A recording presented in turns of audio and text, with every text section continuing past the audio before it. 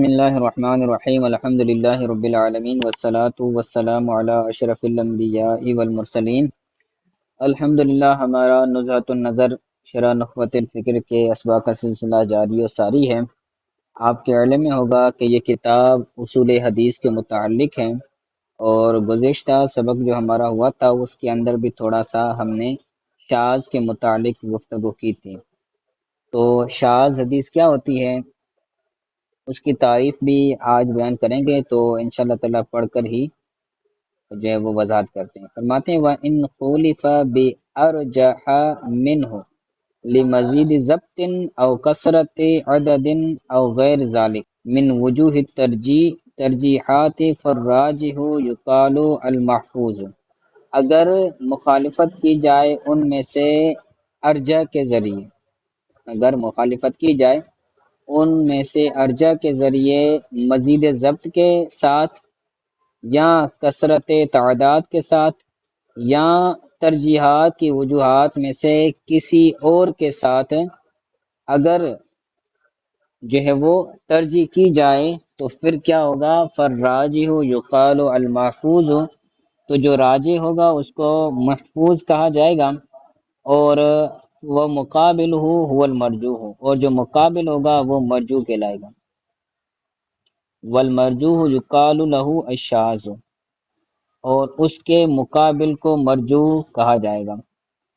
یعنی یوں سمجھ لیجئے دو روایتیں ہیں، ایک روایت وہ ہے جس میں سکہ راوی ہیں، اور ایک روایت وہ ہے کہ جس میں غیر سکہ اگر سکہ کی مخالفت کریں تو وہ تو حدیث جو ہے وہ مردود ہو جاتی ہے، اس کو قبول نہیں، کیونکہ غیر سکہ اگر سکہ راویوں کی مخالفت کرے گا تو اس کو قبول کیسے کیا جائے گا۔ اس کے بعد ہے کہ اگر سکہ راوی ہیں، حدیث میں راوی سکہ ہیں، اور اس کی مخالفت، جس کی مخالفت کی جا رہی ہے وہ بھی سکہ ہیں، مخالفت کرنے والے بھی سکہ ہیں، جن کی مخالفت کی جا رہی ہے وہ بھی سکہ ہیں، تو سکہ اگر سکہ کی مخالفت کرے تو اب ترجیحات کا جو ہے وہ اعتبار ہوتا ہے، ترجیحات کو دیکھا جاتا ہے۔ ترجیح کے طور پر جس کے اندر ترجیح ہوگی، کسی چیز کی وجہ سے ترجیح دی جائے گی، اگر ترجیح جو ہے وہ یا تو ضبط کی زیادتی کی وجہ سے ہوگی، کہ ہم دیکھیں گے کہ دونوں میں سے جو راوی ہیں وہ زیادہ قوی کون سا راوی ہے، جو جس روایت کے راوی قوی ہوں گے اس کو ترجیح دیں گے، ایک یہ چیز۔ دوسری یہ ہے کہ تعداد دیکھیں گے، کس میں تعداد راویوں کی زیادہ ہے، جس میں تعداد زیادہ ہوگی اس کو ترجیح دے دیں گے۔ اسی طرح دیگر جو وجوہات ترجیح ہیں تو ان میں سے دیکھ کر ہم کسی روایت کو جو ہے وہ ترجیح دیں گے، تو جس کو ترجیح دیں گے وہ راجح ہوگا، جس کو ترجیح دیں گے وہ راجح ہوگا، اور جس پر ترجیح دیں گے تو وہ مرجوح ہوگا۔ تو راجح کو محفوظ کہا جائے گا، اور جو مرجوح ہے اس کو شاذ کہا جائے گا۔ شاذ اور محفوظ کی تعریف سمجھ آ گئی؟ شاذ اور محفوظ کسے کہتے ہیں؟ یعنی دو روایتیں ہیں، دونوں روایتوں میں سکہ راوی ہیں، سکہ راویوں کی مخالفت کرتا ہے، تو پھر ترجیح کی وجہ کو ڈھونڈیں گے، تو جس میں تعداد کی کثرت ہوگی، جس میں ضبط کی زیادتی ہوگی تو اس کو راجح کر دیں گے، اور جو اس کے مقابل ہوگی اس کو مرجوح کر دیں گے، اور مرجوح جو ہے وہ شاذ کہلائے گی، اور جو راجح ہوگی اس کو ہم محفوظ کہیں گے۔ ٹھیک ہو گیا محترم؟ اس کے بعد فرماتے ہیں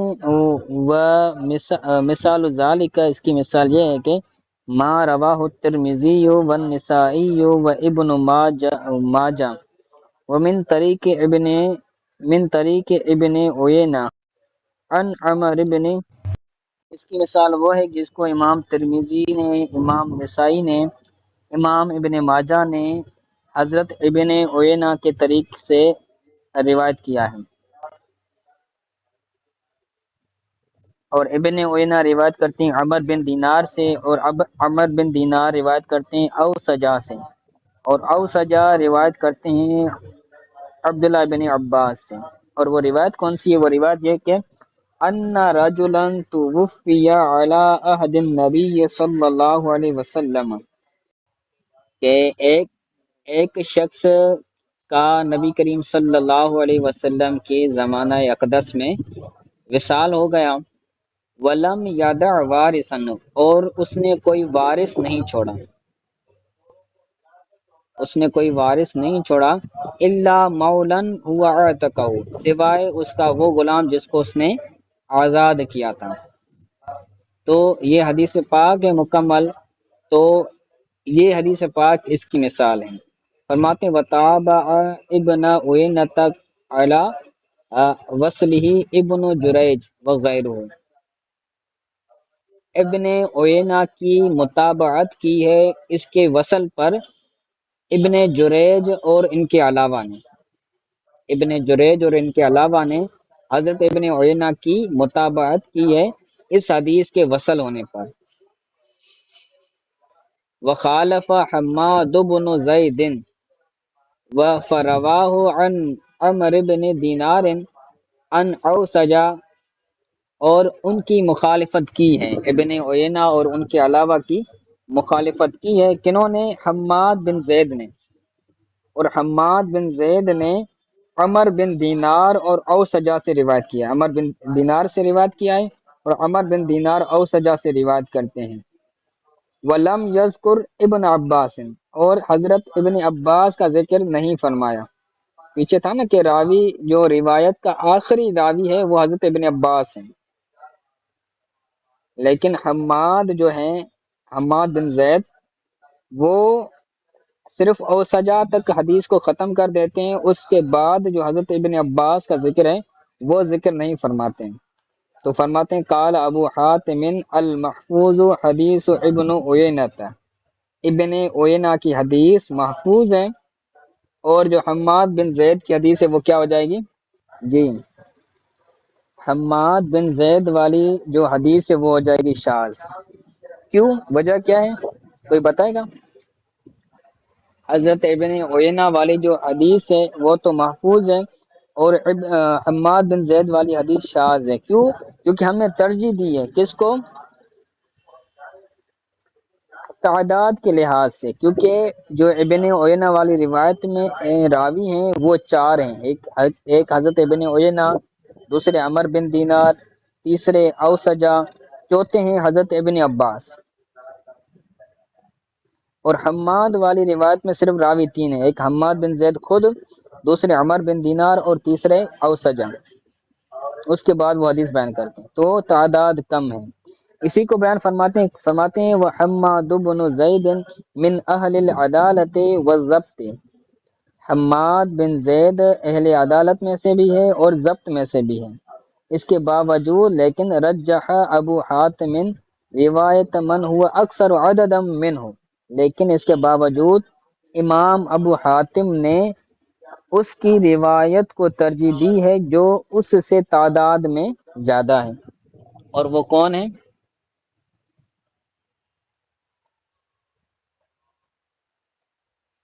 اور وہ کون ہے کس کی روایت کہ جس میں راویوں کی تعداد زیادہ ہے؟ وہ حضرت ابن عینہ والی روایت ہے نا۔ جی، سمجھ آ رہا ہے نا محترم؟ مثال جو بیان کی، اس کے بعد فرماتے ہیں وعرف من هذا التقریر ان الشاذ ما رواه المقبول مخالفا لمن هو اولا منه، اس وضاحت سے معروف ہو گئی، جانی گئی کہ شاذ وہ حدیث ہوتی ہے کہ جس کو مقبول نے روایت کیا مخالفت کرتے ہوئے اس شخص کا، جس کو مقبول نے روایت کیا اس شخص کی مخالفت کرتے ہوئے جو اس سے اولا ہے۔ ایک مقبول راوی ہے لیکن اس مقبول سے بڑھ کر بھی کوئی راوی ہے، تو جو اس سے بڑھ کر راوی ہے اس کی مخالفت کرنے والا جو راوی ہے، اس کی مخالفت کرنے والا جو راوی ہے وہ مقبول ہو، مقبول مخالفت کرے اپنے سے زیادہ مقبول کی، تو یہ حدیث ہو جائے گی شاذ۔ وَهَذَا هُوَ الْمُعْتَمَدُ فِي تَعْرِيفِ الشَّاذِ بِحَسْبِ الْاصْطِلَاحِ، اور یہی معتبر ہے شاذ کی تعریف میں اصطلاح کے اعتبار سے۔ ٹھیک ہو گیا؟ تو حدیث شاذ اور حدیث محفوظ کی تعریف اس سے واضح ہو گئی۔ آگے معروف اور منکر کی تعریف بیان کرتے ہیں، فرماتے ہیں وَإِن وَقَعَتِ الْمُخَالِفَةُ مَعَ الضُّعْفِ۔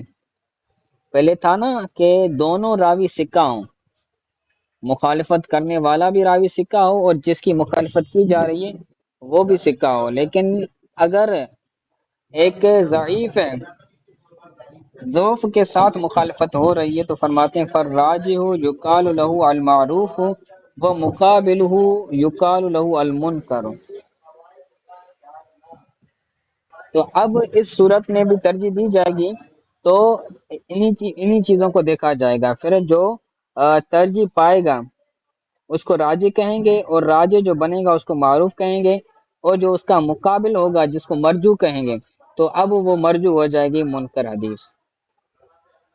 دو روایتیں ہیں لیکن پھر کیا کریں گے، ایک دوسرے کے مقابل آ رہی، تو پھر ہم ترجیح کو دیکھیں گے، تو ترجیح کے اندر کیا بنتا ہے کہ ایک راوی دوسرے کی مخالفت کرتا ہے تو ہم ترجیح کو دیکھیں گے، وجوہات ترجیح میں سے کوئی ایک ترجیح پائی جائے گی تو جس میں پائی جائے گی اس کو راجح بنا دیں گے اور دوسری کو مرجو بنا دیں گے، اور جو راجح ہوگی وہ معروف ہو جائے گی اور جو مرجو ہوگی اس کو منکر بنا دیں گے۔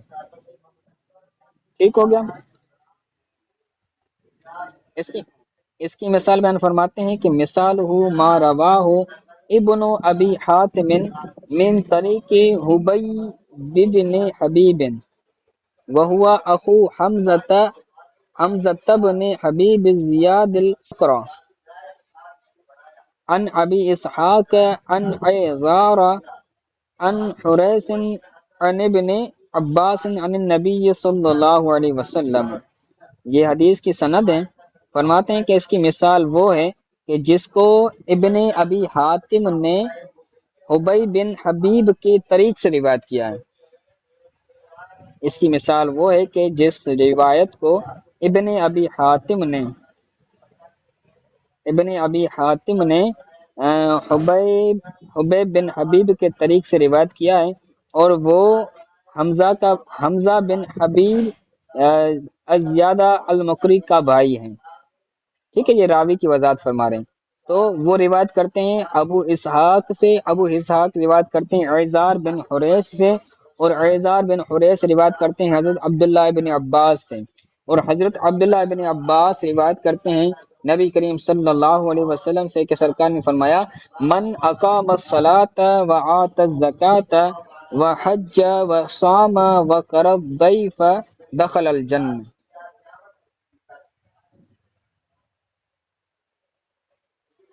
سرکار نے فرمایا کہ جو بندہ نماز قائم کرے، زکوٰۃ دے، حج کرے اور روزہ رکھے اور مہمانوں کی مہمان نوازی کرے تو جنت میں داخل ہوگا۔ ٹھیک ہے، تو یہ حدیث پاک ہے۔ آگے فرماتے ہیں قال ابو حاتم ہوا منکر، یہ حدیث منکر ہے، لأن غیرہ من الثقات رواہ عن ابی اسحاق موقوفا وهو المعروف، کیونکہ اس کے علاوہ نے، یعنی ابو حاتم کے علاوہ نے ابو حاتم کے علاوہ نے ثقات میں سے کسی اور نے اس کو روایت کیا ہے ابو اسحاق سے۔ ابو حاتم کے علاوہ کوئی اور بھی ہے ثقہ جو اس روایت کو ابو اسحاق سے موقوفاً روایت کرتا ہے، وہ المعروف، اور وہ معروف ہے۔ کیوں؟ کیونکہ اس کو روایت کرنے والے راوی کیا ہیں؟ ثقہ ہیں۔ تو ثقہ اگر روایت کریں اور اس کے مقابلے میں ضعیف روایت آئے تو اس ضعیف روایت کو چھوڑ دیتے ہیں، اور وہ ضعیف روایت کا کیا بن جاتی ہے؟ منکر بن جاتی ہے۔ اور اسی حدیث کو دوسری ثقہ راوی نے روایت کیا ہے حضرت ابو اسحاق سے، اور وہ موقوفاً ہے، یعنی موقوف وہ حدیث ہوتی ہے کہ جس کی انتہا کہاں پر ہو؟ صحابی پر ہو۔ تو پھر آگے حضور کریم صلی اللہ علیہ وسلم کا ذکر نہیں فرمایا، پھر اس حدیث کو موقوفاً روایت کیا ہے، تو اب یہ حدیث ہو جائے گی معروف، کیونکہ اس کو روایت کرنے والے راوی کون ہیں؟ ثقہ ہیں۔ ٹھیک ہو گیا؟ آگے فرماتے ہیں وَعُرِفَ بِهَذَا ان بین الشاذ والمنکر عموما و خصوصا من وجہ، اس سے جانا گیا کہ شاذ اور منکر کے درمیان عموم خصوص من وجہ کی نسبت ہے۔ شاذ اور منکر کے درمیان کیا نسبت ہے؟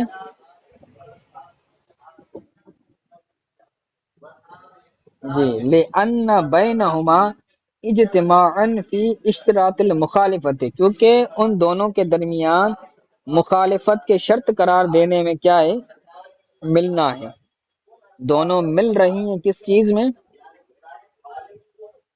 مخالفت پہ۔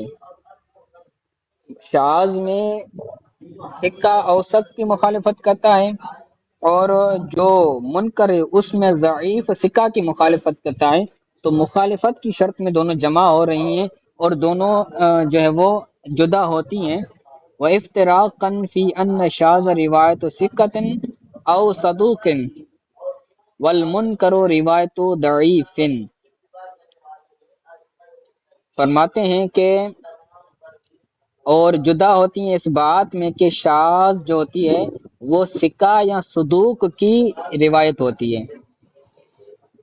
شاذ روایت جو ہوتی ہے وہ سکہ کی ہوتی ہے، اور سکہ اوسط کی مخالفت کر رہا ہوتا ہے وہاں پر، اور یہاں پر جو منکر روایت ہے وہ منکر میں ضعیف روایت کرتا ہے، سکہ کی مخالفت کرتا ہے، سکہ کی ضعیف سکہ کی مخالفت کرتا ہے، تو حدیث منکر بن جاتی ہے۔ ٹھیک ہے، تو یہ دو بنیادی بیان جو ہے وہ ان کے اندر فرق ہے۔ وقد غفل من سوا بینہما، اور تحقیق غافل ہے وہ بندہ جس نے ان دونوں کو برابر قرار دیا ہے۔ امام ابن حجر اسقلانی فرماتے ہیں تحقیق غافل ہے وہ بندہ جس نے ان دونوں کے درمیان برابری کا قول کیا۔ واللہ تعالی عالم، اور اللہ تعالی جاننے والا ہے۔ ٹھیک ہے، تو آج کے لیے اتنا سبق کافی ہے، کوئی بات سمجھ نہیں آئی تو پوچھ لیجئے۔